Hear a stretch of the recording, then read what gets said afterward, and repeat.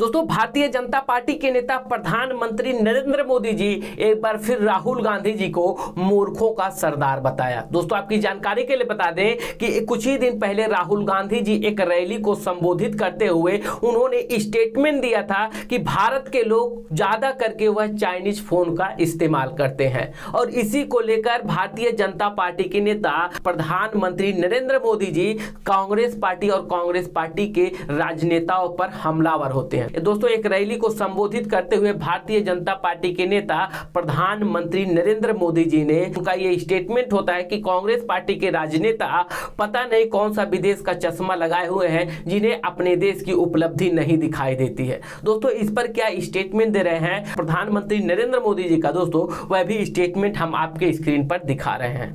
कल एक महाज्ञानी कांग्रेस के कह रहे थे कि भारत के पास, यहां के सब लोगों के पास made in China mobile phone होता है।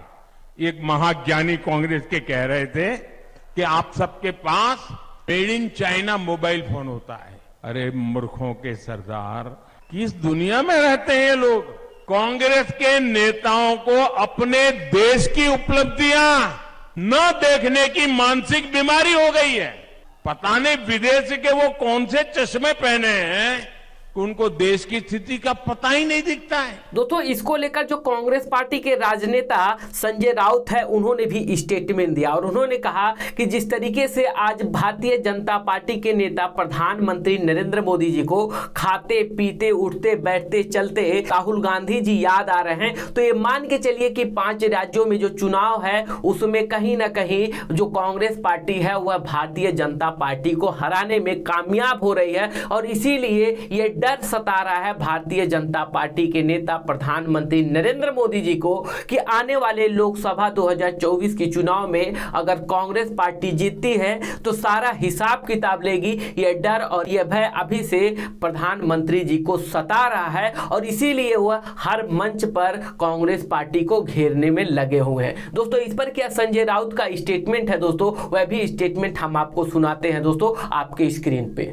राहुल गांधी को मूर्खों का सरदार कहना, उसने इस देश की राजनीतिक हवा को पहचान लिया है। ये उनके मन में डर है। इस तरह से राहुल गांधी पूरे देश पे छा गए हैं।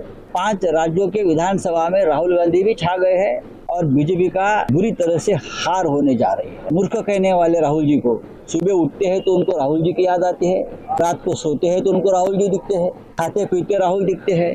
राहुल जी के मन में उनकी लीडरशिप के बारे में उनके मन में डर है, भय है कि ये नेता 2024 में देश का प्रधानमंत्री होगा और पूरा हिसाब किताब हमसे ले लेगा।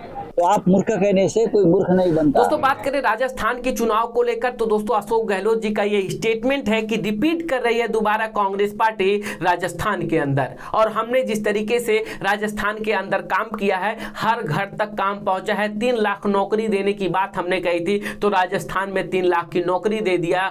जो पेपर लीक की बात आ रही है तो पेपर लीक गुजरात में भी हुआ है, यूपी में भी हुआ है और राजस्थान में भी हुआ है। राजस्थान में पेपर लीक हुआ तो हमने आजीवन कारावास की कानून बना दिया। जो भी व्यक्ति इसमें दोषी पाया जाता है उसे आजीवन कारावास हो उसका हमने कानून बना दिया, जो कि यूपी में भी इस पर कानून नहीं बनाया गया। गुजरात में पेपर लीक हुआ उस पर भी कोई कानून नहीं बनाया गया, बट राजस्थान के अंदर पेपर लीक हुआ तो हमने आजीवन कारावास की एक कानून बना दिया जो भी दोषी पाए जाते हैं। दोस्तों, इस पर क्या स्टेटमेंट दे रहे हैं अशोक गहलोत जी, आप भी सुन सकते हैं। पब्लिक इस बार मूड बना चुकी है कि सरकार को रिपीट करना है, क्योंकि इतने काम